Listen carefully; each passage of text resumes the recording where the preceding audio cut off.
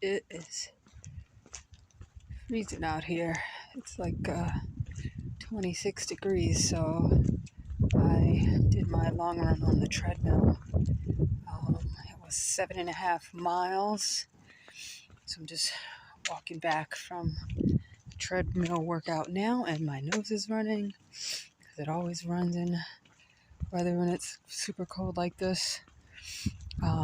But this is the end of week 7 of the marathon training, and this week I ran a total of a little over 13 miles, with today being the longest again. Tuesday, Thursday, I ran for 30 minutes each, and that's how I been doing during the weeks. My weekday runs to time, and the weekend runs on distance.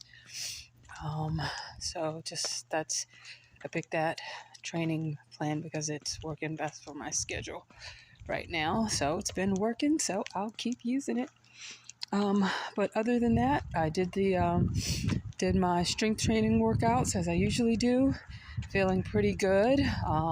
Today's run, I ran in zone 2. All of my long runs I run in zone 2, so that did not change either. And that's it. It was just another week. And feeling kind of tired, so I gotta do my shower and stretch routine. And I'll catch you next time.